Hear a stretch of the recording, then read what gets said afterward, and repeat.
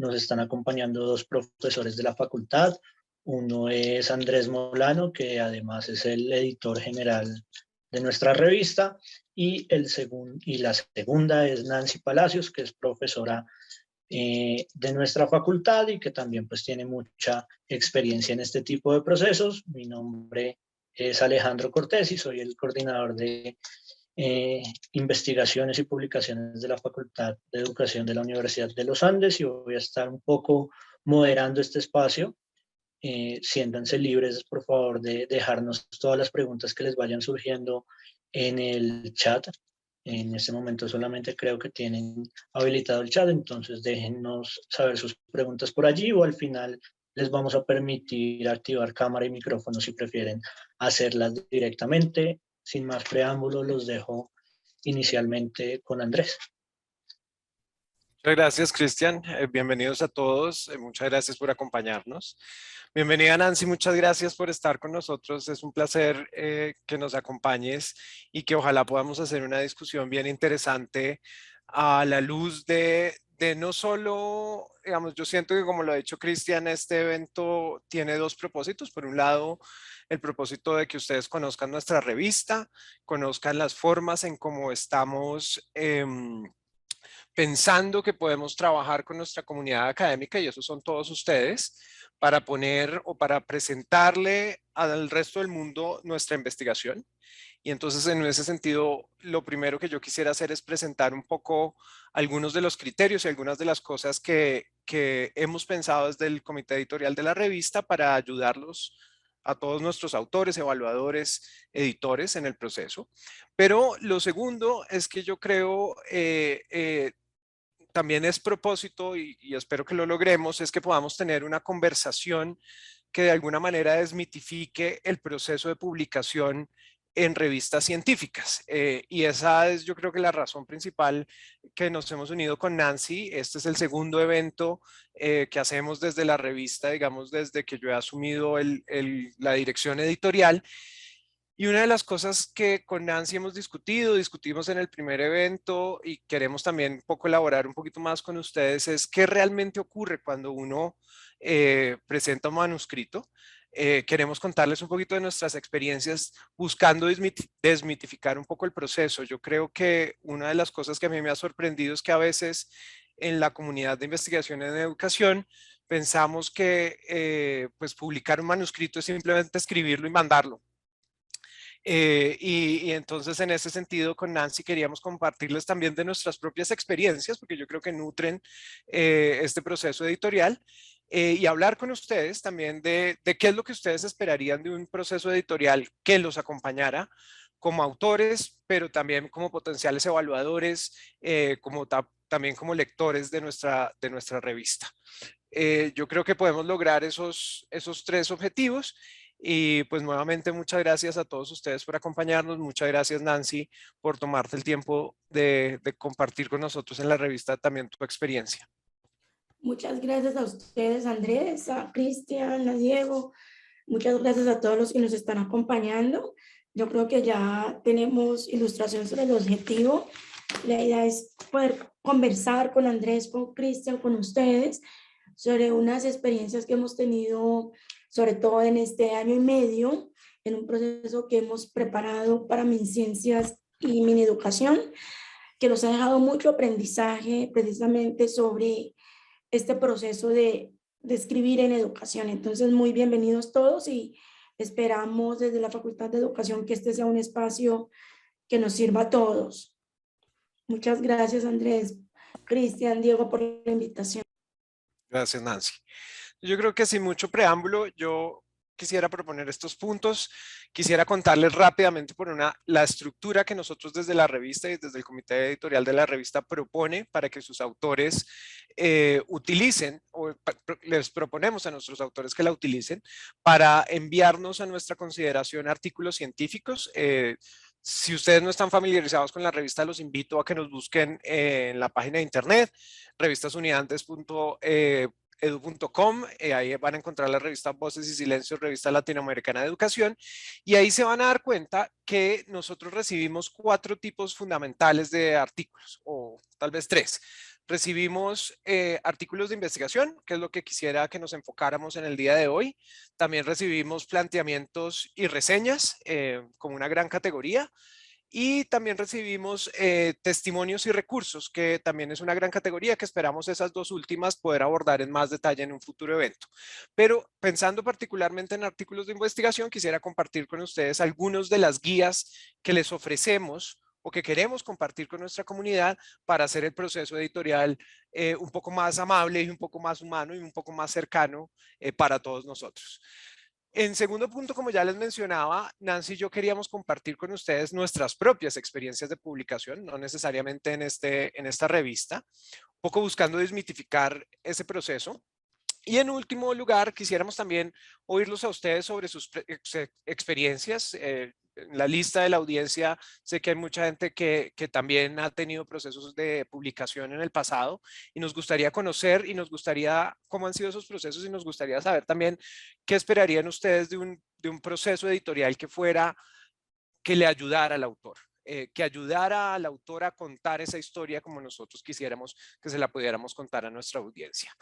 Con eso en mente, espero tomarme máximo unos 15 minutos contándoles un poco lo que tenemos preparado desde la revista. Nuevamente es una invitación a que nos visiten en nuestra página web. Hay un montón de recursos que hemos generado pensando en que los autores pueden utilizar esos recursos para estructurar su artículo. No son unas guías de cómo escribir, y eso es una cosa muy importante que queremos hacer ahí una distinción. Es más unas guías de cómo organizar esa información para que nosotros en el comité editorial, para que los evaluadores que van a revisar los artículos que llegan a la revista, pero también para que la audiencia tenga una estructura común que pueda seguir. Esto no es una camisa de fuerza, pero sí estamos invitando de manera importante a nuestros autores a que consideren esa estructura general. Decimos, digamos, y toda esta información ustedes lo van a encontrar en la página web, les recomendamos utilizar unas plantillas o una estructura que nosotros hemos creado para ustedes. Todo esto está disponible en esta página web que está acá abajo. Si ustedes entran a Google y googlean Voces y Silencios Revista Latinoamericana de Educación, van a poder encontrar toda esta información. Una de las cosas que también se van a encontrar y que es muy importante para nosotros es una serie de consideraciones o aspectos éticos que tenemos en cuenta desde el comité editorial de la revista para la publicación.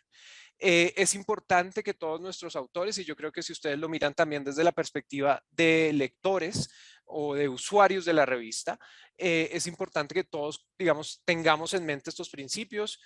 No los voy a detallar todos, pero a todos nuestros autores les pedimos que en el caso en que el manuscrito haya sido aprobado o esté en el proceso de evaluación y algún autor encuentre algún error o alguna cosa que no se aclaró suficiente o que quisiera corregir, que por favor nos cuente, porque para nosotros es más importante poder representar directamente lo que el autor quiere hacer que decir es que el manuscrito ya está en el proceso de publicación. Entonces, por favor, cuéntenos.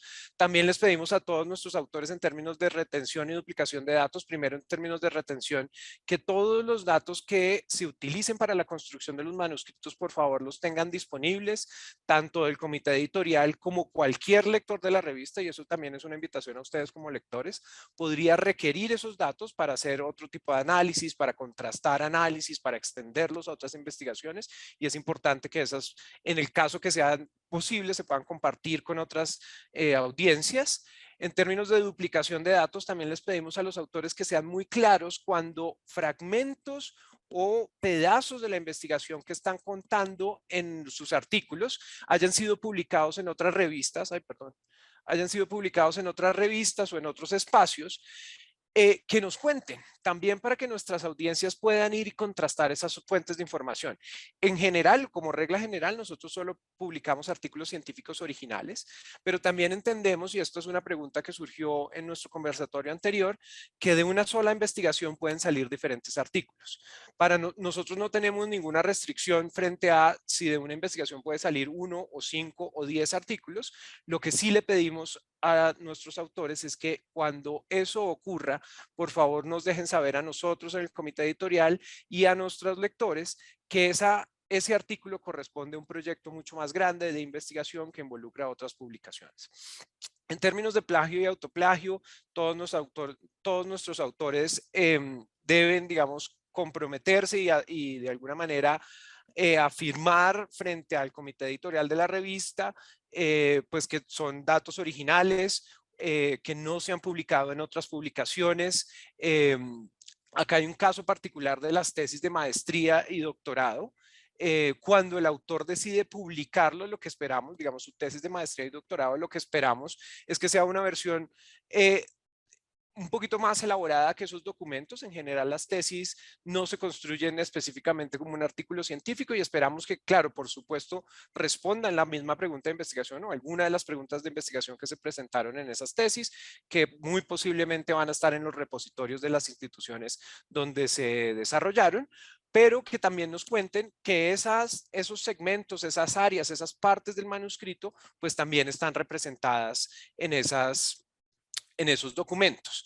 Todo esto es para prever o, digamos, para prevenir que diferentes autores puedan encontrar, o diferentes lectores, perdón, puedan encontrar versiones sutilmente diferentes y en algunos casos posiblemente contradictorias de sus manuscritos. Y lo que creemos desde el comité editorial es que la solución relativamente más fácil para esa situación es que el autor sea completamente transparente, el autor o los autores, frente al origen de los datos y en qué otros espacios han sido presentados. Incluso en conferencias o presentaciones académicas, nos gustaría que también pudiéramos contarle eso a nuestros autores. No sé si a ustedes les pasa, a mí me pasa frecuentemente. A veces leo un artículo y si tiene una referencia a una presentación, me gustaría poder ver también la presentación. A veces es más fácil entender la cosa de manera visual, o ahora que muchas cosas están siendo grabadas, nos gustaría también vincular esos medios a la publicación de nuestros artículos. Todos los artículos que se someten a la revista deben respetar los derechos de confiabilidad de los participantes. Le pedimos a todos nuestros autores que nos presenten una breve declaración sobre los aspectos éticos que se han considerado en la investigación, y si hay algún conflicto de interés, si hay alguna entidad financiadora, alguna organización, alguna institución que está apoyando el desarrollo de la investigación, nuevamente simplemente para hacer esto la investigación más transparente para nuestros autores. En términos también de preparación del manuscrito, yo sé que estoy corriendo un montón, pero esto es un poco un resumen de lo que ustedes pueden encontrar en la página web y de pronto nos va a dar un marco para que podamos tener una discusión más detallada. Le pedimos a todos nuestros autores que cuando escriban sigan unos principios generales para garantizar un lenguaje libre de prejuicios. Y eso debemos hacerlo y lo vamos a juzgar, digamos, lo vamos a tratar de cuidar desde el comité editorial cuando nos estamos refiriendo a edades, géneros, orientaciones sexuales, estados civiles, niveles socioeconómicos, discapacidades, identidades raciales o étnicas de las personas, pero cualquier otra categoría que pudiera sonar como una generalización frente a un grupo particular de personas que han participado en una investigación, le estamos pidiendo a todos los autores que por favor sean muy cuidadosos en este lenguaje. Y acá quiero hacer una salvedad adicional, y es, si bien nosotros en el comité editorial hacemos una revisión previa de los artículos, previo a que vayan a los evaluadores y además después de que vengan de los evaluadores, también es una afirmación de la confianza que tenemos en nuestros autores en pedirles que tengan en consideración todos estos aspectos antes de enviarnos sus manuscritos.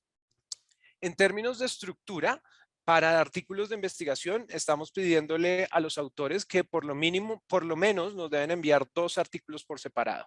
Y estas instrucciones también nos van a encontrar una especie de plantillas en nuestra página web. Luego, el primer archivo que les solicitamos es que nos envíen una página de título, donde debe estar el título del artículo en castellano e inglés, el nombre del autor o los autores, la afiliación institucional completa, unas notas del autor y el título abreviado. Y esto es simplemente un mecanismo que tenemos nosotros como revista para, digamos, para tener la información general sobre su manuscrito, poderle hacer seguimiento, poder compartir con otras revistas, con nuestros lectores, con otras personas, lo que se conoce como los metadatos del artículo. Esto también nos va a servir un montón en términos de la evaluación de pares que vamos a hacer de los manuscritos, porque en el segundo archivo, que lo denominamos cuerpo del manuscrito, les pedimos que no incluyan ninguna información identificable de los autores. Y esto lo que nos va a permitir desde el comité editorial es separar esos 2 documentos, poder enviar o poder compartir el segundo con nuestros evaluadores y así asegurar que no haya ningún pedazo de información identificable en ese cuerpo del manuscrito que nos permita o que le permita a los evaluadores identificar quién ha sido el autor de ese manuscrito. Eso de alguna manera asegura un poco la confidencialidad y digamos, nos libra de algunos posibles sesgos en el proceso de evaluación de pares. Adicionalmente, si los autores consideran que el manuscrito debe contener figuras, tablas o anexos, les pedimos que nos envíen eso de forma separada para que nosotros podamos manipular esos archivos, o no manipular en el sentido de modificarlos, pero compartirlos de manera organizada con nuestros evaluadores, con nuestras audiencias, con todas las personas que se involucran en el proceso editorial. Este es simplemente un ejemplo de nuestra página de título. Ustedes van a ver en la página web una serie de instrucciones que yo nuevamente, insisto, no son una camisa de fuerza, pero es más una invitación a ustedes como autores para que nos ayuden o para que colaboremos en una estructura genérica que tanto al comité editorial como a los evaluadores, también como a ustedes como autores, les va a permitir estructurar la historia de una manera mucho más clara. El seguir un formato no necesariamente, y ya vamos a esa discusión con Nancy, que creo que es lo más importante de esta, ya respondo sobre si estamos indexados, que es lo más importante de esta conversación, pero digamos es un poco invitarlos a todos ustedes que antes de enviarnos artículos a nuestra consideración, por favor tengan en cuenta todas estas instrucciones y todos estos formatos para así hacer el proceso de evaluación mucho más fácil, mucho más directo, y ojalá, que es uno de nuestros objetivos desde el comité editorial, que se pueda demorar mucho menos tiempo desde el momento en que nosotros recibimos el artículo para evaluación y consideración al momento que les podemos dar a ustedes como autores una respuesta sobre la evaluación y sobre los pasos a seguir con el manuscrito. Siguiendo esto, en términos generales, le estamos pidiendo a todos nuestros autores que nos envíen un resumen de hasta 250 palabras. Hay unas instrucciones también específicas para la construcción de estos resúmenes.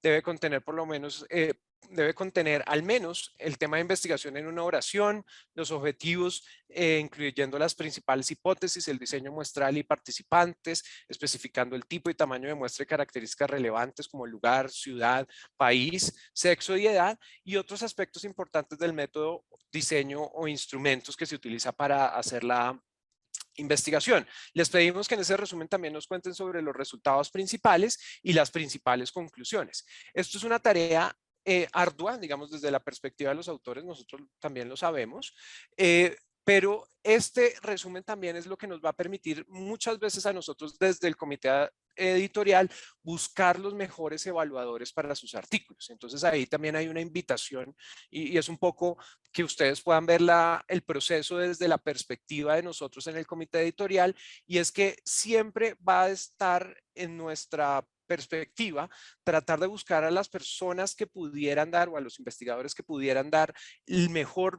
la mejor posible retroalimentación para los manuscritos que recibimos. Retroalimentación que estamos buscando además que sea constructiva, que le pueda ayudar al autor a mejorar el artículo, y en ese sentido el resumen es muy importante.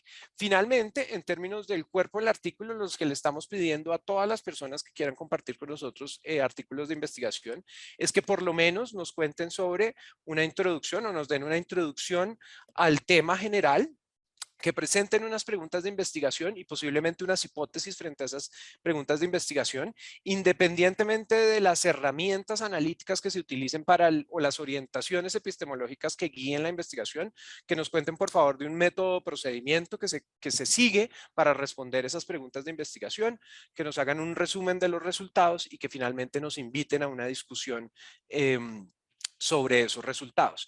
Cuando ustedes entren a la página web, y nuevamente esto es una invitación para que todos ustedes consideren y revisen muy detalladamente los documentos y las instrucciones y los formatos que hemos puesto a disposición para ustedes, ustedes van a ver algunas descripciones de lo que esperamos en cada una de estas secciones. Nuevamente no se trata de poner una camisa de fuerza, nosotros desde el comité editorial de la revista y siempre lo hemos creído así, pues es el autor quien estructura digamos, el formato final de su manuscrito, pero estas sí pueden ser unas orientaciones generales que, independientemente del tipo de investigación, independientemente de las orientaciones de los autores, nos van a permitir a nosotros y a todos ustedes como lectores poder seguir una estructura genérica dentro del desarrollo de los artículos. Toda esta información, y cierro con eso, y es nuevamente una invitación a que nos visiten en nuestra página web y que puedan considerar en el momento de preparación de sus artículos toda esta información para poder enviárnoslos a nosotros, y que nuevamente esto nos ayude a todos a hacer este proceso más claro, más transparente y más eficiente para todos los que estamos involucrados. Creo que estamos hasta ahí en términos de lo que yo les quería contar, digamos, como estructura general de los artículos. Tenía una pregunta en el chat de Linda Tatiana Díaz sobre si la revista está indexada. La revista efectivamente está indexada.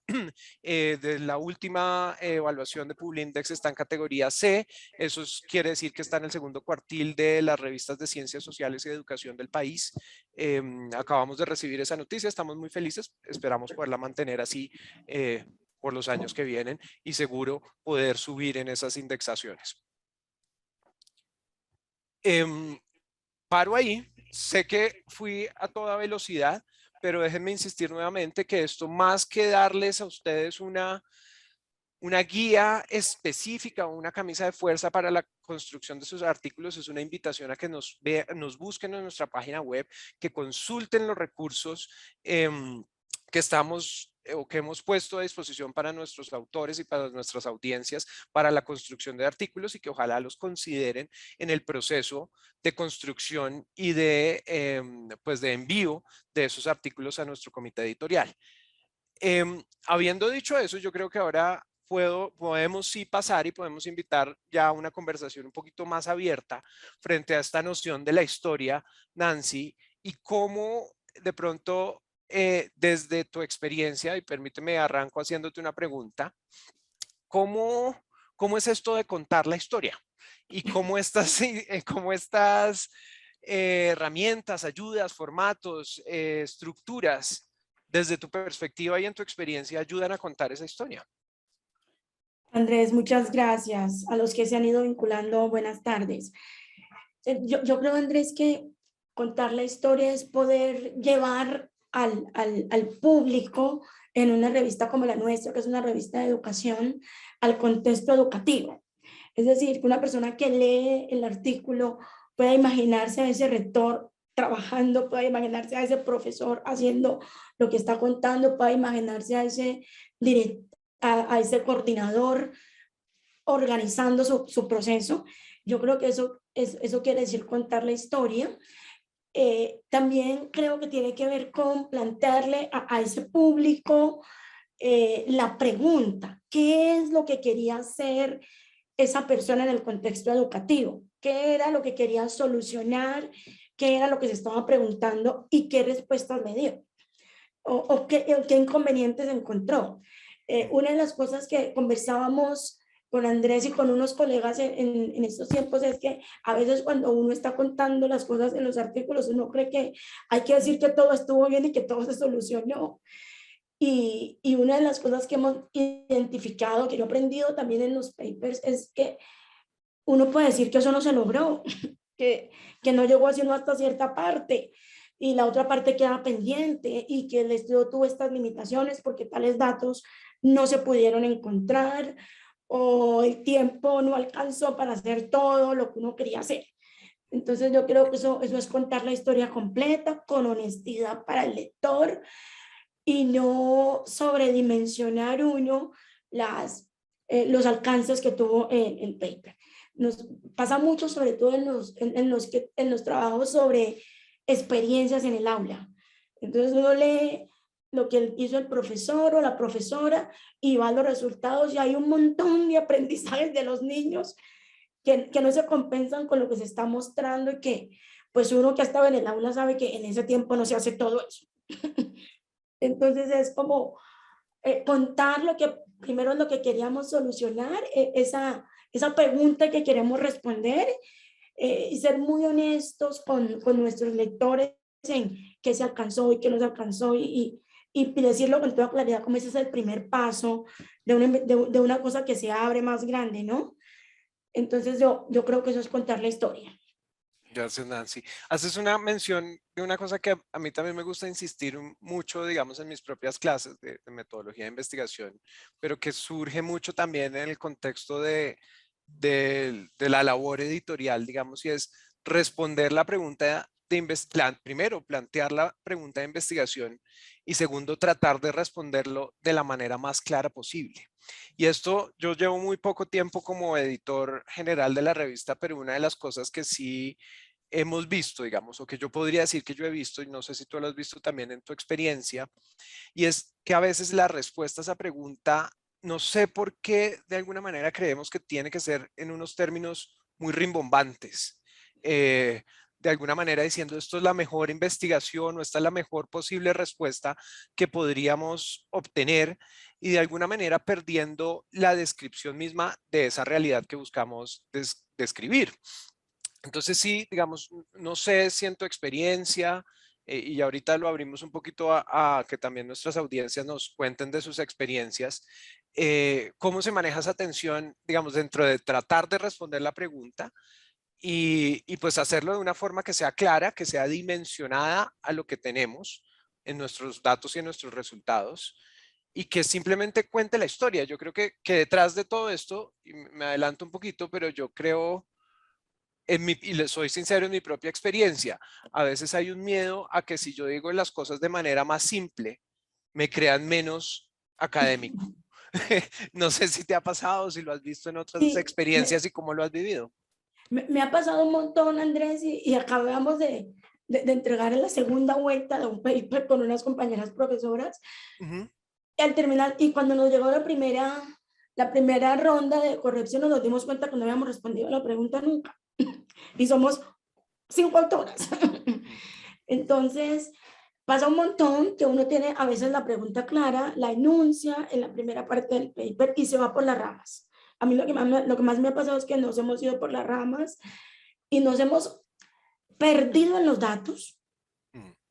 como son datos de una investigación más grande, y cuando vamos a ver, la pregunta se responde un pedacito, un cuarto, o no se responde toda. Entonces, estos evaluadores, que eran 5, nos decían, coincidieron 3 en decirnos, no está contestada totalmente la pregunta. Entonces, una cosa que yo siempre recomiendo al final, y es que uno vuelva a la pregunta. Yo lo llamo la promesa. Que uno vuelva a la promesa del paper y diga, la estoy cumpliendo, no la estoy cumpliendo. Y aquí hay una recomendación muy específica. Por aquí está una de las personas que ha leído mis textos. Por aquí vi a un colega.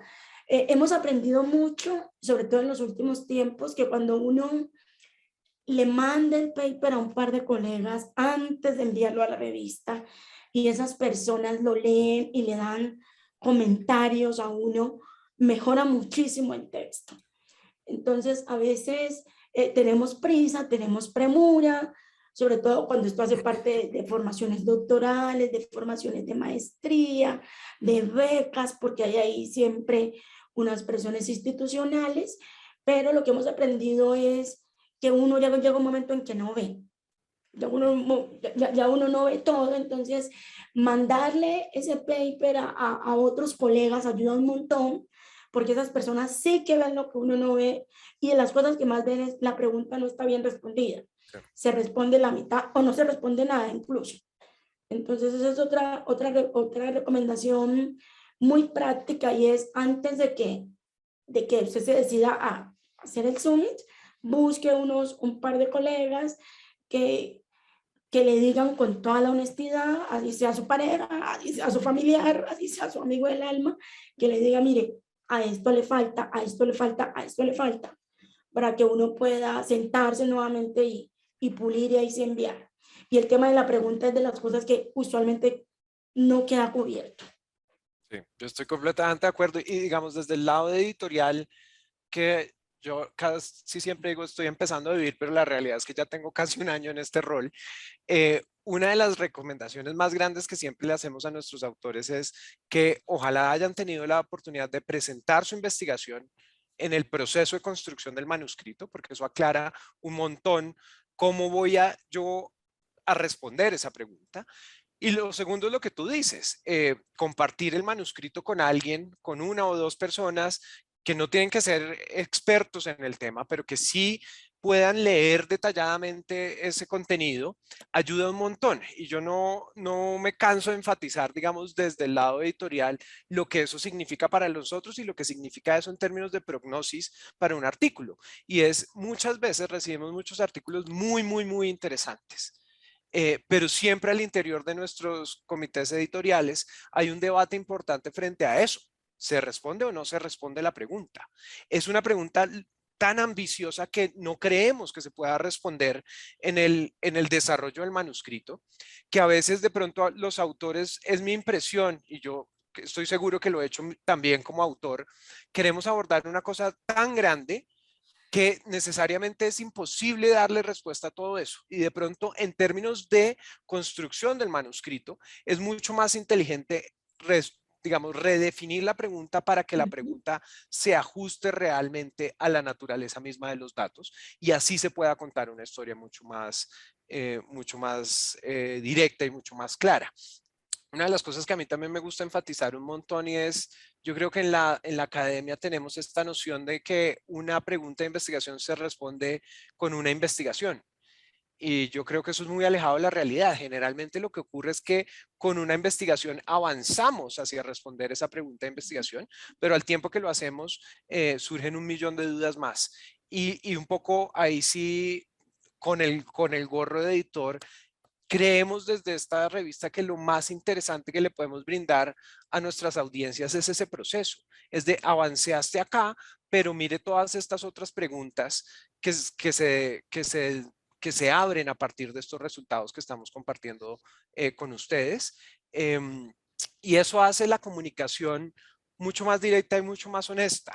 Yo, ahorita que abramos los micrófonos, quisiera también preguntarles a quienes nos escuchan, ¿cuántos manuscritos de nuestra revista realmente tienen, digamos, han considerado en su carrera profesional y qué quisieran que la revista también publicara para que fueran útiles para sus carreras profesionales y para su propia investigación? Yo creo que eso es digamos, una responsabilidad que nos debemos a nuestras propias audiencias. Antes de eso, quería ahondar en otra cosa que tú mencionaste, Nancy, que me parece muy interesante, y es un proceso editorial con 5 evaluadores. ¿Cómo es eso? Sin decir nombres de revistas, pero ¿qué le brinda 5 evaluadores a un documento? Yo creo que además de la locura en la que quedamos porque no sabemos ni para dónde coger con las 5 descripciones de los evaluadores, lo que hicimos fue crecer mucho con este artículo. Nosotros hicimos tercera ronda ya, esperamos que pronto nos digan que por fin sí. Es un artículo hecho con unas profesoras con el alma de un proceso de investigación muy bonito con ellas y muy, muy enriquecedor, pero ha sido muy retador porque digamos, los evaluadores nos dijeron cosas distintas y eso fue bonito. Entonces, una de las cosas que pasó Andrés y que también nos ha enseñado y que nos había pasado en otro artículo también con profes, es que nosotros queríamos como mostrar un montón. Hicimos como un despliegue de datos y nos dijeron, cálmense, tranquilas, con esta parte es suficiente, lo otro es otro paper. Es otro artículo, tranquilas. Entonces nos mandaron como a acotar. Esta parte es muy interesante. Esto es lo que nos interesa. Entonces también como tranquilidad para los autores. A veces uno quiere también y se vota con toda la investigación del artículo. Y entonces nos dijeron como tranquilas. Esto es central. Esto está en el alma de esta revista. Nos interesa. Entonces nos hicieron ahí unas acotaciones y otras formas metodológicas de precisar, por ejemplo, cosas que uno no cree tan interesantes, como nos hacían preguntas como, ¿dónde se guardaron las entrevistas? ¿Quién manipuló la información? ¿Cuál es? Una cosa que tú señalabas, Andrés, y que nos ha costado mucho en el proceso con Menin en ciencias son las consideraciones éticas. En el país poco hemos avanzado en el tema de las consideraciones éticas. Entonces uno va entregando las entrevistas, a veces ni se anonimizan, entonces son ser muy cuidadosos con el tema de las consideraciones éticas, a tal punto que nos pidieron los avales del comité de ética. Una de las cosas que nos tocó subir en la segunda ronda fue el aval, menos mal lo teníamos los consentimientos informados de los papás y los asentimientos de los niños, y todo eso lo tuvimos que subir a esta revista que nunca había pasado. Y otra cosa que nos pidieron un montón fue sea muy precisa con los resultados y haga una diferencia entre los resultados y la discusión. En algún momento era como que eso no estaba tan claro. Entonces, los resultados son esto y la discusión es esta. En la discusión céntrese aquí, en los resultados céntrese acá. Entonces, ha sido un proceso bonito de muchas correcciones, y aquí los quiero motivar mucho porque cuando uno veía esas correcciones, uno puede desertar e irse para la casa y decir, esto no, es mejor hacer otro artículo. Imagínense 5 personas trabajando 4 meses otra vez. Y luego 3 meses otra vez. Haciendo todas las rondas de correcciones. Entonces, yo creo que hemos aprendido en este tiempo. Para mí, que vengo de la educación básica, ha sido todo un aprendizaje además durísimo, como que recibir ese montón de recomendaciones y vuelvo otra vez y hágale. Entonces, he aprendido 2 cosas principalmente: a persistir vamos a sacarlo, si toca casi que rehacerlo, lo hacemos. Y es una invitación muy, muy cordial para los autores, porque a veces la gente, pues no, ve ese poco de correcciones y deserta, y otro es el tiempo de publicación, ¿no? Así como hay revistas, digamos, que muy rápidamente hacen el proceso, hay otras que no, y el tiempo de la publicación es el tiempo de la publicación. Entonces, nosotros, por ejemplo, en esta revista ya completamos casi un año, entre que va y viene, va y viene, va y viene. Y tenemos con otra maestra un artículo que va para 2 años.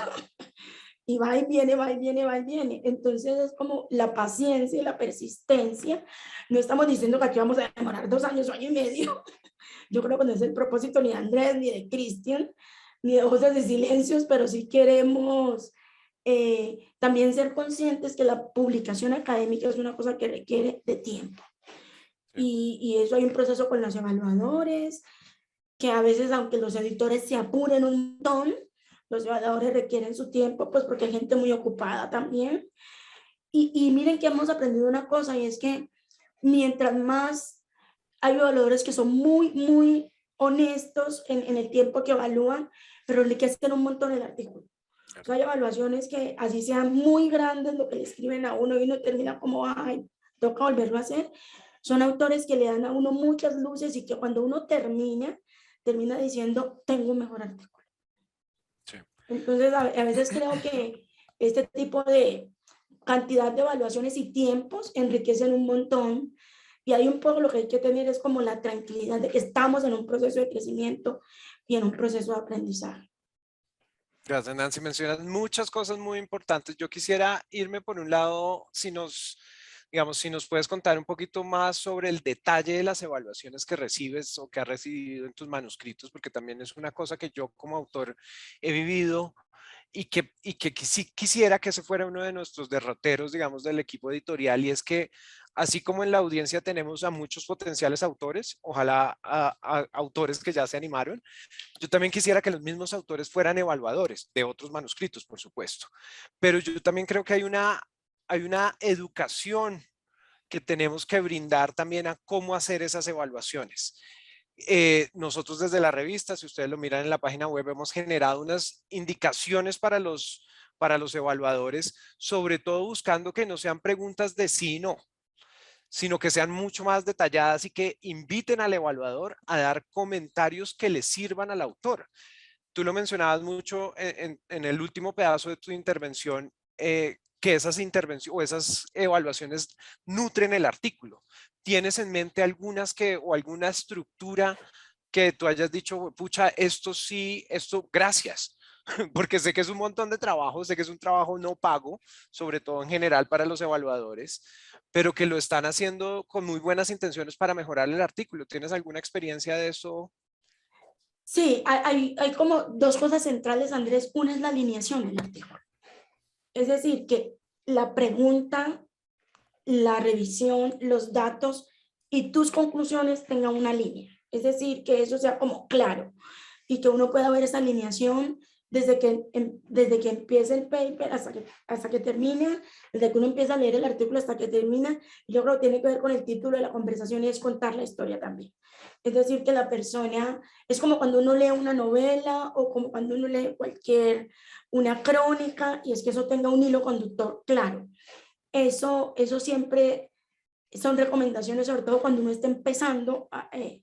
Lo otro es hacer como claro en las divisiones, digamos, hacer muy claro en qué es cada fragmento del artículo. Entonces, ¿qué es lo que va en la introducción? ¿Qué es lo que voy a poner en los resultados? ¿Qué es lo que va en la discusión? Y el cierre, y ese cierre, como les digo, pues tiene que haber respondido la pregunta, haber respondido la inquietud. Y a veces, cuando uno hace parte de monográficos, como yo he hecho parte de monográficos, es también a qué responde el monográfico, ¿no? Ahora mismo yo voy a publicar el otro mes un artículo sobre qué aprenden mis estudiantes en prácticas. Eso es un monográfico que se hizo sobre prácticas de estudiantes que van a ser profesores. Y claro, a veces perdíamos los autores de cuenta que estábamos en el marco monográfico, y también es como, si esta es la temática que nos convoca, tener eso presente en que estamos en un monográfico, en este caso, no sé, sobre calidad de la educación, sobre resultados de saber, sobre investigación, acción en educación. Entonces, no perderse uno de que nos convoca un monográfico. Ese tipo de cosas son súper claves. Y lo que les decía, el tema de los resultados, siempre es como realmente qué es lo que usted encuentra y qué es lo que usted le está aportando, qué es lo que está aportando este artículo. Ahí también he tenido yo correcciones de ese estilo, y siempre ampliar un poco más de contexto. Yo no he hecho ningún artículo donde no me han dicho amplía el contexto. Precisamente hoy estoy trabajando en un artículo que hice con un profesor de economía en la Universidad de Tolima, y lo que nos dicen es amplíen el contexto colombiano. Entonces hay que decir dónde es que es la escuela, qué fue lo que se hizo en esa escuela, quién estudia. Siempre me han preguntado por ampliar el contexto. A veces uno cree que lo más importante es la revisión de literatura, los resultados, pero siempre me han pedido como ampliar el contexto para que el lector sepa de dónde es que estamos hablando, de cuál es la comunidad educativa que nos convoca. Yo ahí aprovecharía ese último punto que haces también desde el rol editorial, entre otras cosas porque estamos buscando que la investigación no solo sea local, no solo sea consumida localmente. Entonces, pues es el comentario que yo hago siempre, y es PEI, PTA, Secretaría de Educación, Secretaría no certificada, ICFES, Saber.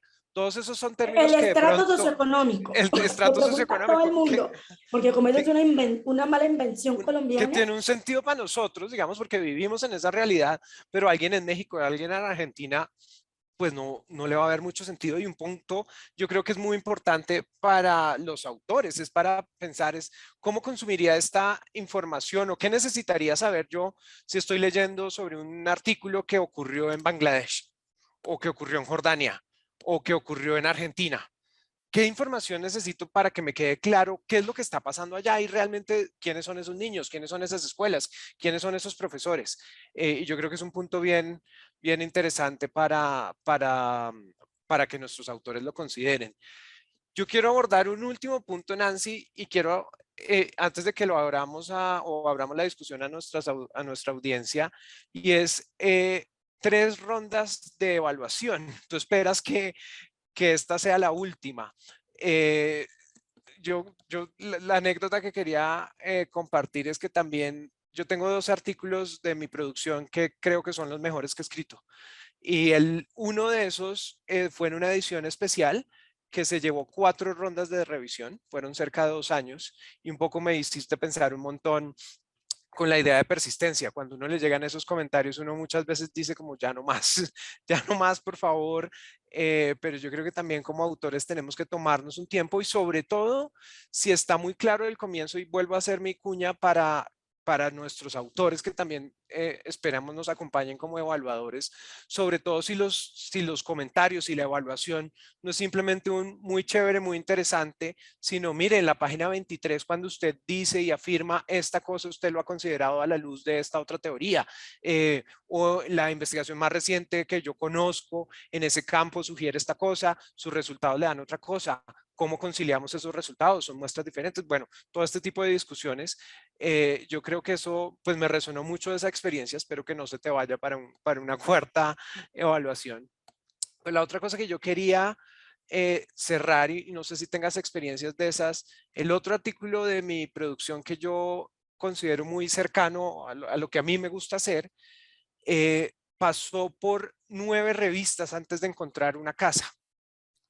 Y eso yo creo que es otra de las realidades que nuestros autores pueden vivir, y es que a veces las revistas pues rechazan artículos no porque no sea un artículo de calidad, sino porque no está alineado específicamente. Tú mencionabas los monográficos, lo que nosotros llamamos secciones especiales dentro de la revista que están organizadas alrededor de un tema y que buscan que esos manuscritos respondan a esos temas, o porque simplemente no encuentran los equipos editoriales cómo encajar ese manuscrito dentro de ese número o de esa edición de ese año, por ejemplo. No sé si has tenido experiencias en ese sentido y cómo las has abordado. Pues claro, además es durísimo el rechazo, ¿no? Es durísimo el rechazo, sobre todo cuando no te dicen mucho. Entonces uno dice como, ay, pero no dijo nada, ¿qué pasó acá? Lo que yo he aprendido es cuando llegan los rechazos con comentarios que son muy propositivos, es volver al artículo. A veces uno en la prisa, como les digo, en las presiones institucionales de cumplir con becas y demás, uno ya piensa en otra cosa que está escribiendo. Lo que yo he hecho sola, cuando han sido trabajos solas o trabajo con otros autores, es volvamos a revisar, nos sentamos nuevamente a revisar y uno encuentra pues autores, evaluadores que le dicen a uno lo que hay que hacer es esto y esto y esto y esto. Entonces uno ajusta y vuelve y empieza y se va con otra y vuelve y envía. Pero digamos aquí la sugerencia es no vuelve y envía como sin revisar. Digamos, si usted recibió una retroalimentación donde le dijeron en la metodología hay que hacer esto, en los resultados hay que hacer esto, en la revisión le falta esta perspectiva de estos otros autores, inclúyala. Nosotros, por ejemplo, un artículo de narrativas que estamos esperando en este momento, también razón con una de las profesoras que les comentaba ahora, fue un artículo de narrativas de chicos sobre el conflicto armado colombiano, y nos dijeron en una revista de narrativas que no, pero fue una muy buena retroalimentación porque era un artículo con un componente cuantitativo y la revista es cualitativa. Pero nos dijeron, mire, la revista, el artículo necesita esto y esto, y me senté con la profe, en ese artículo somos 2 autoras, y nos demoramos otro montón de tiempo haciendo todos los ajustes, y en este momento estamos esperando también respuesta. Entonces lo que he aprendido es reciba, siéntese, déjelo enfriar, si hay que llorar, llora, uno llora, se toma su valeriana y vuelve y empieza. Y dice, vale la pena volverlo a mandar, porque yo creo que una vez que te escuché fue a ti, Andrés, yo di lo mejor en el artículo, o sea, yo aquí lo traté de hacer bien. Pueda que no lo haya alcanzado, que esta no sea mi revista. Entonces uno, después de tomarse unos vinos, un aguardiente, lo que uno se quiera tomar, lloró y volvió y arrancó y envió, y muy seguramente en la próxima será. Yo publiqué mi paper orgullo, que lo publiqué solita, que es sobre las horas los resultados de quienes trabajan más en la prueba de saber. Ese artículo dio sus vueltas, y en pandemia, con toda la soledad de la pandemia y la tristeza de la pandemia, me llegó el rechazo y dije, no, lo volví a revisar, le hice lo que me dijeron, lo envié donde un colega, este colega que les digo que ahorita, con el que ahorita estoy escribiendo, y y se fue en junio, se fue en abril, y en octubre se publicó.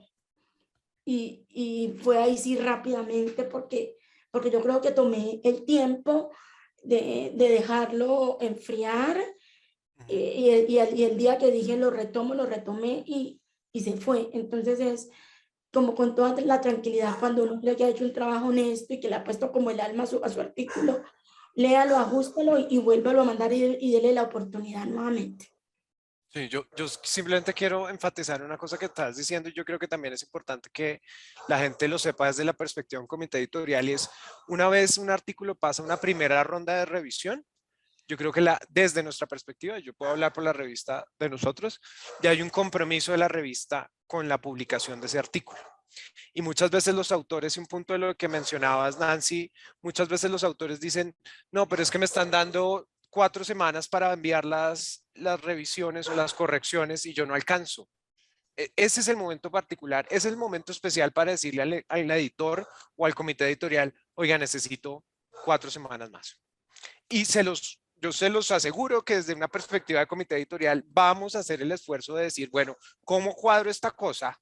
Este ajedrez o este rompecabezas de proceso editorial para que ese autor pueda tener ese tiempo de considerar nuevamente su artículo, como tú lo dices, de llorar, de tomarse sus vinos o aguardientes en términos del duelo o lo que la gente quiera consumir, pero en términos del duelo mismo de ese primer intento, pero también de retomarlo. Porque yo creo que una de las cosas que la gente o digamos el público en general no reconoce es que un comité editorial, digamos un editor, una editorial de una revista también toma, digamos, riesgos frente a los artículos. Y ya en una segunda fase de revisión, si el autor necesita un poco más de tiempo, pues es un artículo al que ya le hemos invertido un montón. Y yo creo que eso también es importante que lo sepan los autores. Y que y la otra cosa que enfatizo yo es que quienes estemos en ese rol de evaluadores, que yo espero que sean muchos, si no todos de los que nos acompañan hoy también, pues sepan la responsabilidad de poder dar esa retroalimentación clara, directa, centrada, digamos, también muy respetuosa de los Asertiva, autores, asertiva a con los autores. cariño, uno recibe todo, pero con cariño. De acuerdo, de acuerdo. Entonces, sí, realmente quienes vayan a ser evaluadores en esta comunidad eso es fundamental. Yo creo que de las cosas que bloquea mucho para retomar el artículo es la manera como la gente escribe. Yo le contaba a Andrés que una colega nuestra, que además es una gran académica, le mandaron de una revista colombiana una evaluación y realmente uno decía es que cayó en manos del enemigo. O sea, eran unas palabras tan desobligantes, era una evaluación tan dura, que eso no ayuda a nadie.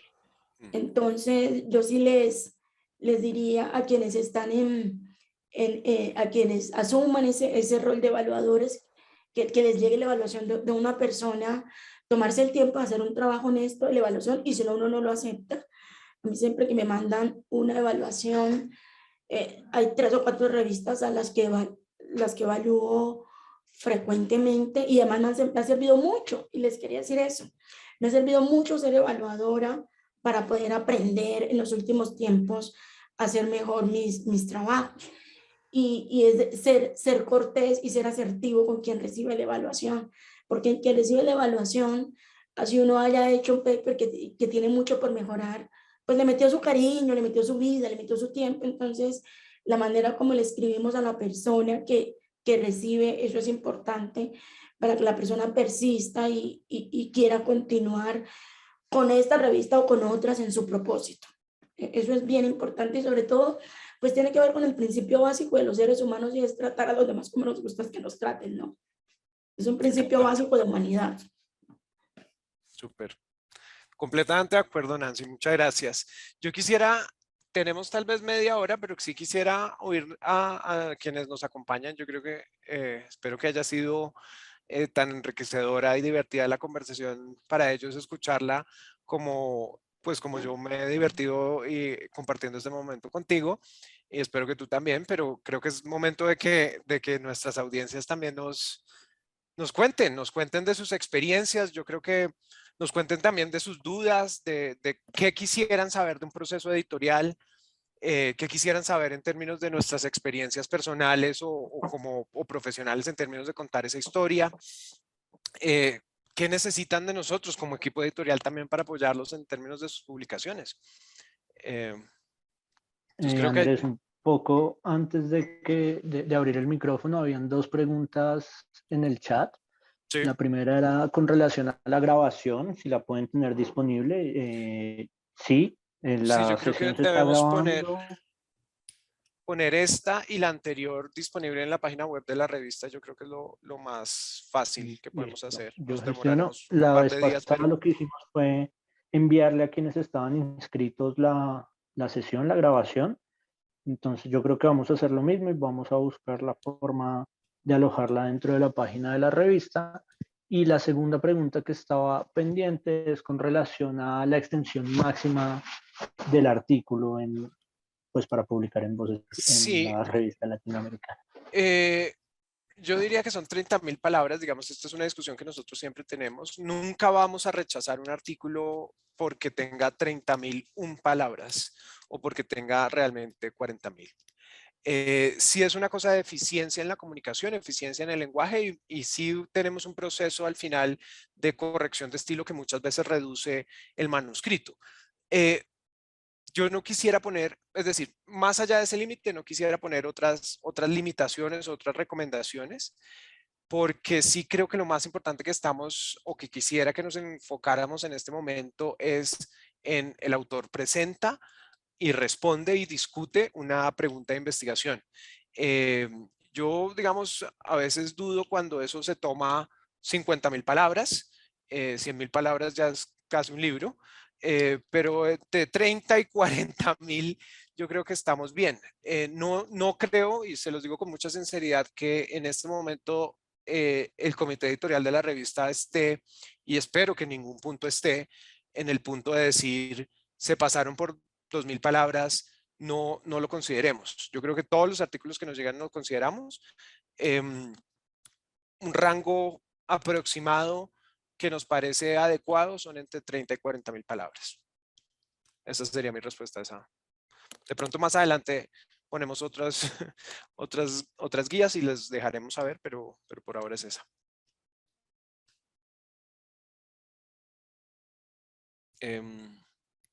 Bienvenidos todos a abrir sus cámaras y sus micrófonos.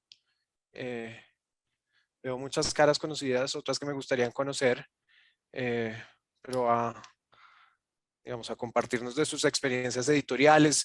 Insisto en esta idea de también qué esperarían de nosotros como comité editorial o como editorial de esta revista, em, y, y, digamos, cómo hacernos, cómo colaborar, que yo creo que es el término adecuado acá, cómo colaborar con ustedes como autores, como ustedes también en roles de evaluadores y cómo nosotros desde este proceso editorial podemos ayudarles a ustedes a trabajar en sus manuscritos y a publicarlos.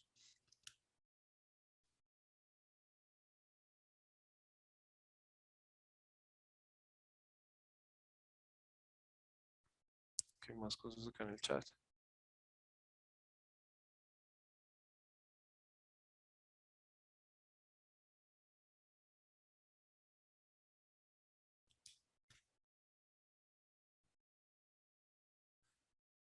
Estoy leyendo un comentario. Dice Andrés, dice buenas tardes, sería genial que desde este comité y todo el equipo de la revista se proponga un programa o club de investigación para los docentes en formación y fomentar en ellos el espíritu de la investigación en los jóvenes universitarios para aprender de las experiencias investigativas en todos los roles. Yo estoy de acuerdo, Andrés, no sé si quieras decir algo más antes de que yo trate de responder del texto que has escrito. No sé si Andrés quiere no sé si abrir su micrófono, abrir su cámara y elaborar un poquito sobre el punto.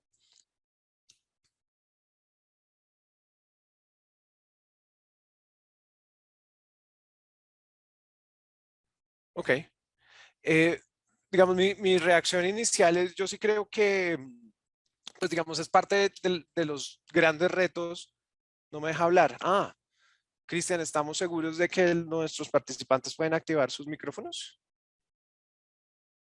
Perdón, puede ser una cosa Ya logística. estamos revisando.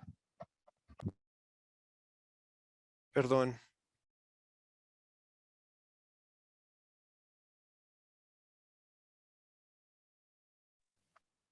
Inténtalo, por favor.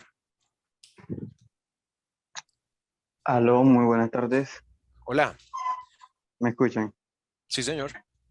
Sí, Ok, señor. bueno, primero que todo, muchas gracias por el espacio. Y con referencia de pronto a lo que está ahí escrito en el chat, yo creo que es bastante importante. Hoy por hoy tenemos una sociedad del conocimiento, una sociedad de la información. Creo que y esa información que está allí, pero que además lo ideal sería como comenzar también a generar nuevas investigaciones de pronto desde bases muy jóvenes. Por eso tomé el punto de llevarlo y centrarlo un poco desde la Facultad de Educación, desde los distintos programas o las distintas licenciaturas que se ofrecen, para de allí enlazar y de pronto tener ese anhelo de por qué no tener desde el nivel de pregrado docentes investigadores. Entonces, pienso que si ponen de pronto, no sé, he de pronto buscado y leído un poco, pero no sé, sería chévere que de pronto desde estos comités se fomente esos espacios o un club en donde se tomen y se tracen de pronto rutas para promover de pronto en los estudiantes universitarios que hacen parte de las distintas facultades de educación, de las distintas y diversas instituciones de educación superior en el contexto de Colombia, y por qué no también llevarlo al plano de pronto a nivel de continente y a nivel mundo, para aprender y sobre todo compartir y socializar el conocimiento, que creo que es la mayor riqueza de pronto cuando uno toma un texto, un artículo que de pronto uno no conoce a ese autor, pero que dentro de ese proceso de lectura uno busca un encuentro con ese autor. Entonces creo que se hace pertinente hoy ante los retos de esta sociedad y de nuestro mundo globalizado. Muchas gracias, Ahí les Andrés. dejo Yo, la propuesta, me parece ojalá un si reto llegue y se grande, pero materialice. gracias. Yo te respondo desde el rol de editor de la revista. Yo creo que Nancy nos puede hablar un poquito del rol de formación que también ella lidera en la facultad. Pero yo creo que es difícil pensar en un club, o lo que nos mencionas, un club o un proceso de formación para todo el país o para toda Latinoamérica, que incluso lo extiendes a ese punto, más allá de uno bien evidente que yo quisiera mencionar, y es la revista. La revista per se, yo creo que busca hacer ese club, busca ser ese grupo de personas que nos leemos entre nosotros, que nos comentamos. Claro, no hay un acompañamiento tan directo, pero déjeme, yo cuento una anécdota que yo creo que puede ser ilustrativa en este caso. Y es como autor, como autor de un manuscrito que ha sido publicado en cualquier otro espacio, recibir un correo de alguien que leyó ese manuscrito, está interesado en los datos o está interesado en el método o está interesado en mis conclusiones, no hay mayor honor que esa cosa. Y créanme, yo soy famoso por ser muy demorado en responder correos y no me da pena reconocerlo, pero créanme que ese es el primer correo que uno responde todos los días, sí, ojalá llegara todos los días, alguien que se interese por ese trabajo académico que uno ha generado.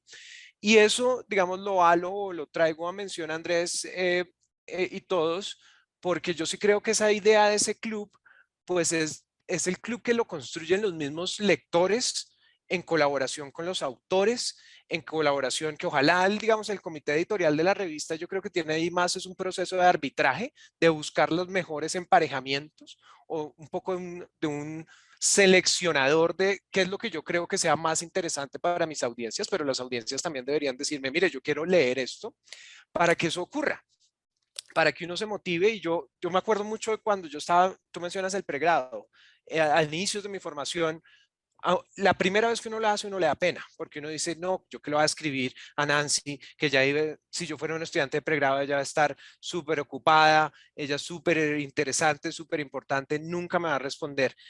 Desde mi experiencia, créanme que cuando uno recibe como autor una nota diciendo, mire, leí su artículo y me pareció interesante por esto, me gustaría ver cómo puede funcionar por acá, es el primer correo que uno responde en el día o que yo respondo en el día, porque es de alguna manera un reconocimiento a todo el trabajo y todo el esfuerzo y toda la perseverancia que uno le metió a ese proceso. Entonces yo, digamos que no sé si sé que no responde completamente Andrés, pero creo que desde la editorial de la revista una de las cosas que podemos hacer es invitarlos a todos a que nos lean y que cuando nos lean, ojalá eso que lean sea lo suficientemente interesante para que se motiven a comunicarse con los autores de manera directa.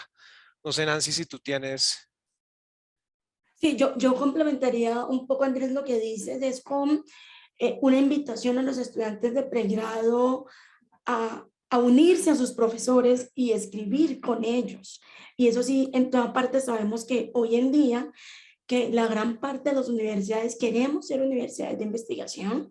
Creo que en el país estamos yendo cada día más hacia allá.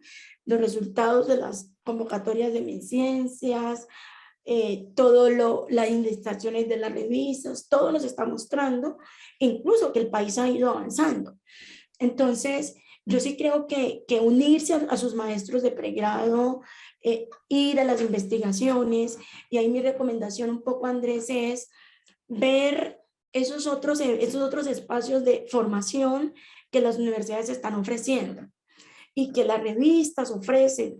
Yo, por ejemplo, sé que revistas de este país invitan a gente a que colabore, y eso es una gran escuela, que colaboran como en el primer feedback o en el segundo, mirando las cosas de forma, y ese ya es un aprendizaje grande.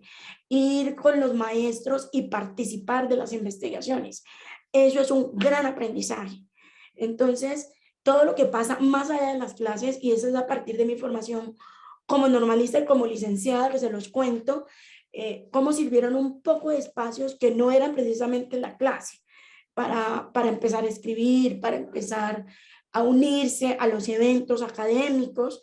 Entonces, ese también, yo creo, Andrés, que nos va abriendo poco las puertas, y, y las revistas de todas las universidades y todas las facultades están interesadas cada día más en fortalecer sus espacios de investigación, y ahí se van abriendo los nichos poco a poco.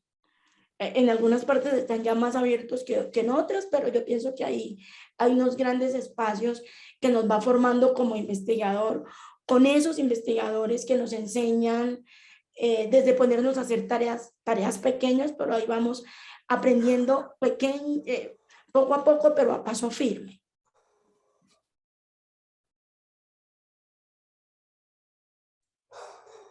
Muchas gracias, Nancy. Yo, una cuña adicional, perdón, tengo una perrita. Una cuña adicional, y es que todo nuestro contenido es un contenido abierto. Y entonces insisto en la invitación a todos ustedes y ojalá la puedan compartir con sus comunidades, de que lean también la revista. Todos los números, todos los artículos que han sido publicados en nuestra revista desde sus inicios están completamente abiertos para los autores, para los lectores. No hay, digamos, ninguna pretensión de pago de alguna cosa por acceder a los artículos. Entonces los invito a todos a que los puedan consultar, comentar y ojalá escribirle y colaborar con los autores de esos artículos. No sé si hay alguien más, algún otro comentario, alguna otra pregunta. Creo que ya todos podemos abrir nuestros micrófonos, quien así lo desee, ¿no? Sí, hola, buenos días para ustedes, o tardes. Hola, Bueno, hola. yo solamente me meto así súper rapidito porque estoy en mi trabajo ahora y estoy como un poquito volada, pero quería escucharlos. Y muchas gracias, Nancy, Cristian, Andrés. Definitivamente ha sido una charla bien enriquecedora. Yo creo que es la más humana y la que más me ha conectado de todas las charlas que he venido escuchando de investigación, que siempre se fijan más como en la... en el detalle técnico, en cómo haces esto, cuántas palabras son, pues si el título está con rojo, si pones márgenes, bueno, todas esas cosas técnicas que definitivamente ayudan, por supuesto, aportan, pero escuchar a Nancy desde su narrativa y desde su historia, escucharla como definitivamente es contar esa historia, me da muchísimas más fuerzas para seguir en esta parte de la investigación. Yo he intentado varias veces hacerlo, pero lo que dice Nancy es muy desmotivante cuando te dicen no la primera vez y no sabes por qué razón, entonces abandonas. Pero con esto que ustedes cuentan y con esta invitación definitivamente es la forma de empezar a hacer comunidad investigativa, es la forma de empezar a crear ese club del que también habla Andrés. Definitivamente, muchachos, les agradezco muchísimo. Desafortunadamente tengo que volver al trabajo porque ya tengo los ojos sobre mí, pero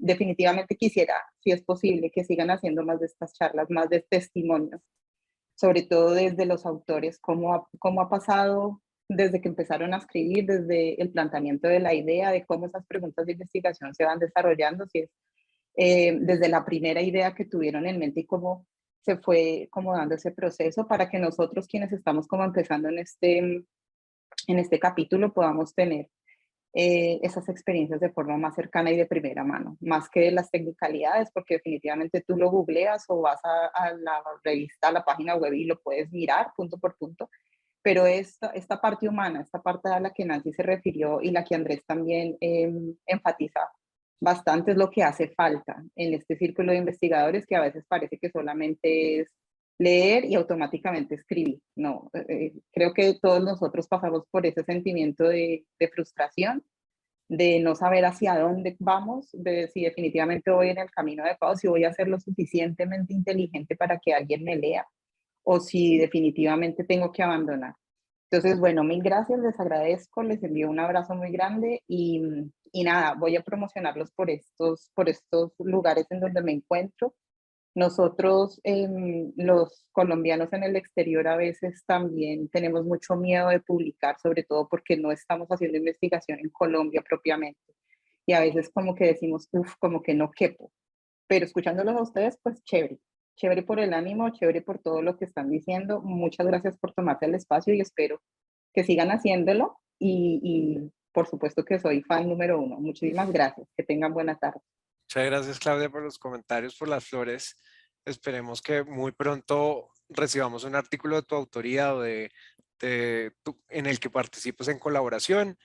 Muchas gracias por las palabras. A mí me encanta la idea de contar la vida de un artículo desde la primera idea hasta lo que termina publicado, y de pronto ese es un próximo evento que nos lo jugamos.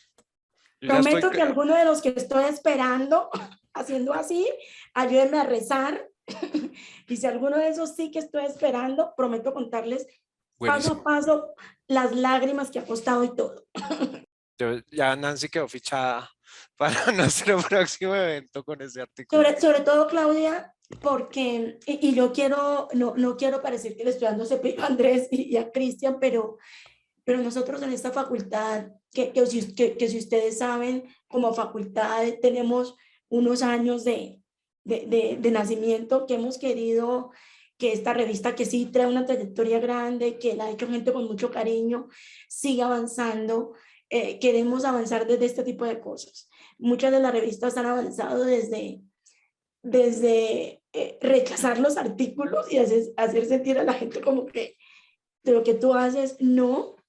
Pero quiero agradecer un montón y hacerle un reconocimiento a Andrés y a Cristian, a Diego, porque esta revista quiere este nuevo arranque y continuar con el trabajo que muchas personas han hecho con cariño y con dedicación desde este tipo de cosas, desde la humanidad de los investigadores, y creemos que ese camino que la facultad quiere y ese sueño que todos tenemos en la facultad de poner muy alto nuestra revista, no sea a costa de excluir investigadores, sino de construir esa comunidad que Andrés nos ha contado. Y sobre todo las revistas de investigación en educación, que creemos que en Colombia y en América Latina deben tener un mejor puesto y una mejor ubicación por la importancia y la pasión de quienes estamos involucrados en este tipo de investigación. Entonces yo sí creo que ese nuevo aire que Andrés le quiere dar a la revista desde la humanidad de los investigadores y desde esa construcción de comunidad nos va a llevar a eso que queremos de una alta indexación de la revista, no desde una exclusión de los investigadores, sino por el contrario, desde una construcción de la comunidad. Y por eso hoy quise estar aquí, y por eso estaré siempre que me inviten acompañándolos con mucho cariño. Muchas gracias, Nancy. Veo que Blanca Rosa, tienes la mano levantada. Adelante. Buen día a todos y todas. Gracias por compartir su experiencia. Realmente me ha encantado porque han hablado desde el corazón, desde su experiencia, desde sus reflexiones. Y eso es maravilloso, creo que es lo que más motiva. Y me gusta porque va enfocado a chicos y chicas de pregrado o de grado, digamos, que es donde menos se fomenta la investigación y mucho menos la escritura. Entonces yo creo que estos espacios, a mí me llegó por casualidad la invitación, por otra colega que vive en Estados Unidos, me la envió, entonces dije yo, voy a entrar.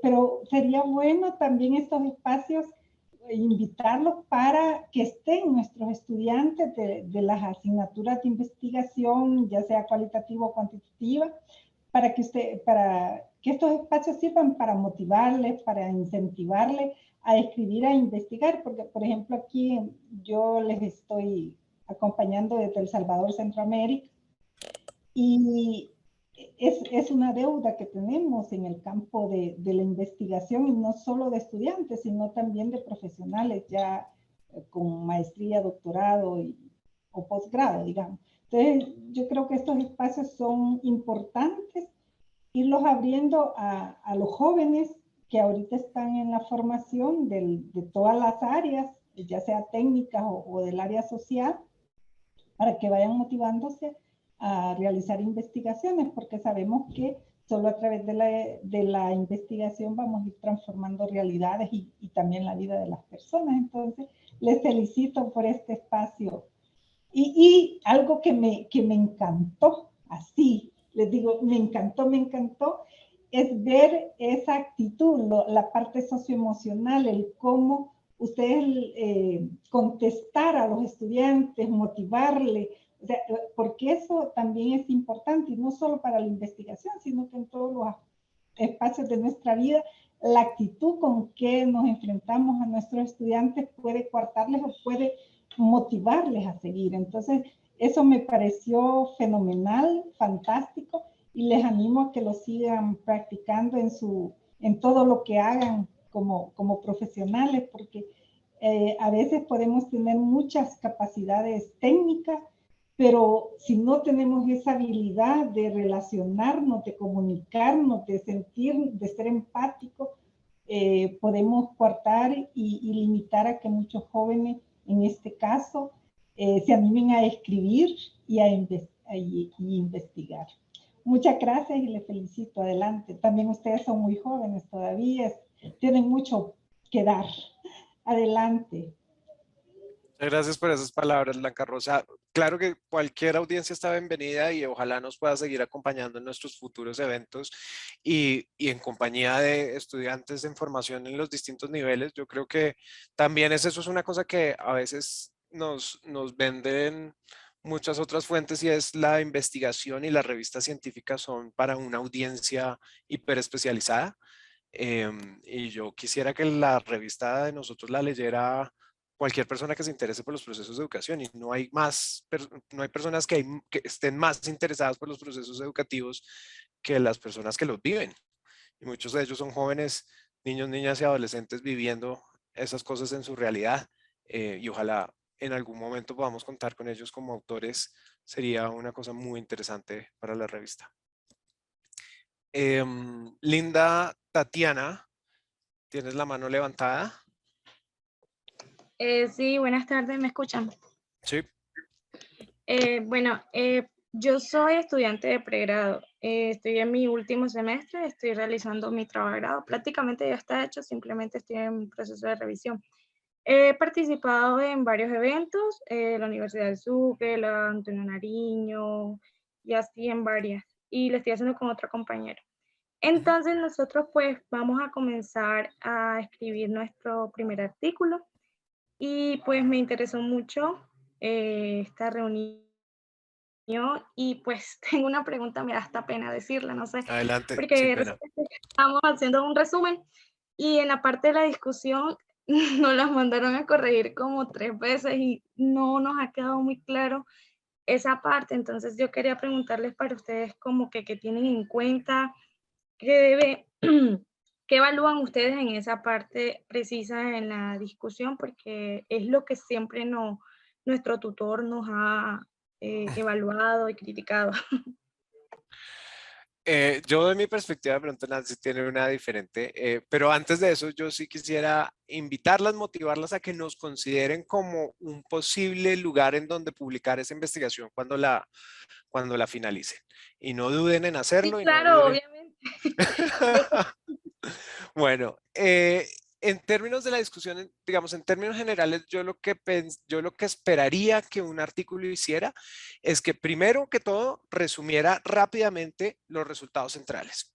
Entonces, y sobre todo respondiendo a la pregunta de investigación, muchas veces las secciones de resultados son más extensas porque requieren mucho más detalle, un poco el proceso que Nancy nos contaba de dónde guardaron las entrevistas, cómo analizaron esto. El primer párrafo de una sección de discusión, desde mi perspectiva, debe resumir los resultados y responder a la pregunta de investigación. Eso es lo primero. Lo segundo es que después de eso deben haber, digamos, una serie de párrafos que empiezan a contrastar esos resultados encontrados con la literatura que utilizas para enfocar la investigación o para darle una introducción. Nancy Palacios, en su artículo del 2018, dice que la enseñanza de la historia se debe formular en estos 3 grandes ejes. Pues mire que nosotros en esta experiencia encontramos que solo se cubren estos 2 ejes. Eso abre una pregunta, ¿no? Y cada párrafo en ese sentido debería ir dialogando con esas grandes teorías que están en la introducción o en el marco teórico y diciendo qué alcanzan a responder y qué preguntas abren.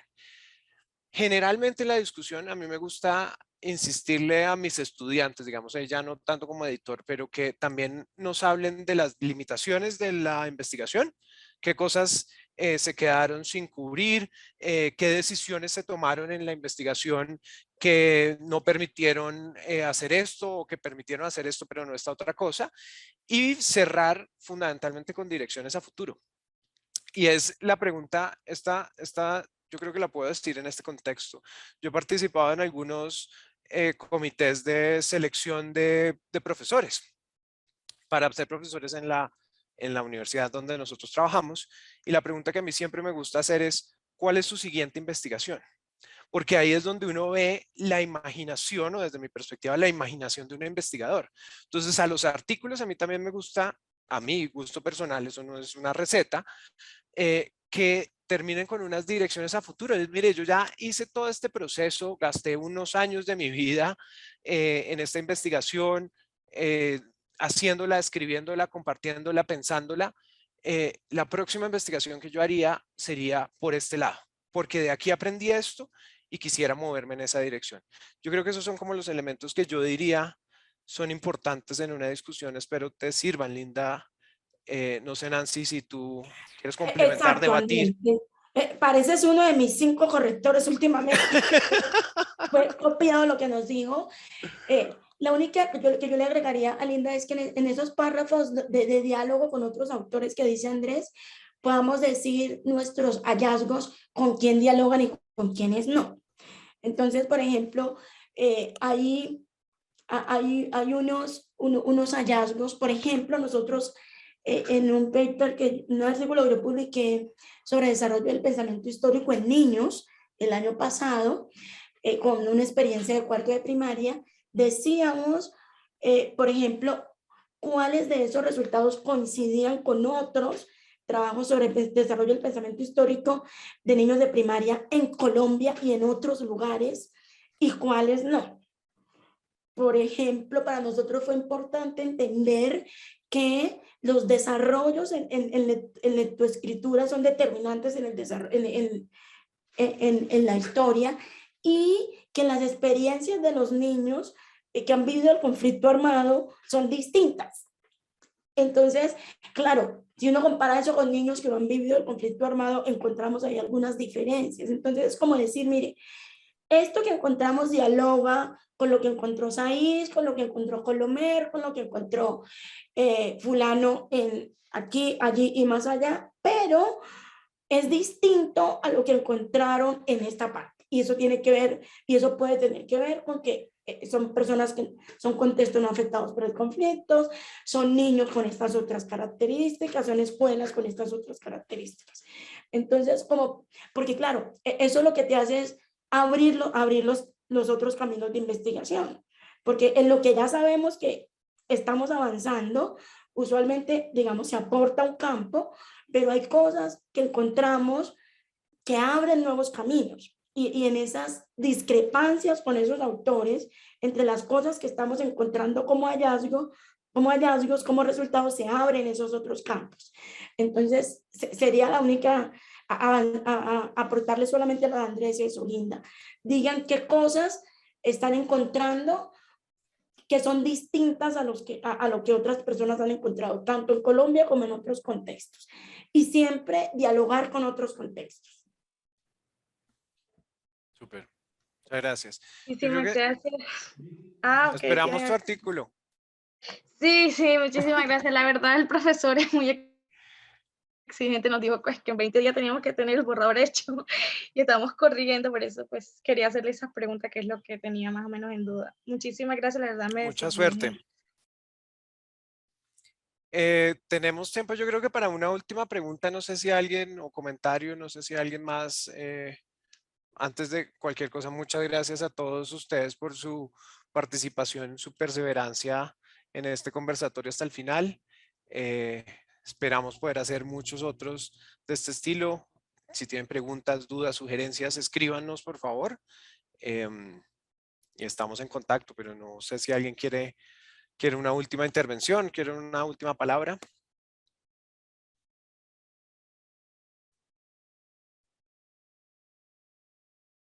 Ok, yo creo que podemos cerrar ahí. Muchas gracias, Nancy. Siempre es un placer discutir y compartir contigo estas experiencias. Muchas gracias, Alejandro. Muchas gracias, Diego. Todo esto es un trabajo en equipo. Muchas gracias a todos nuestros participantes. Esperamos verlos muy pronto. Y esperamos recibir sus artículos. Cristian, Diego, muchas gracias a todos los que nos han acompañado y nada, los esperamos por aquí por Voces y Silencios. Muchas gracias.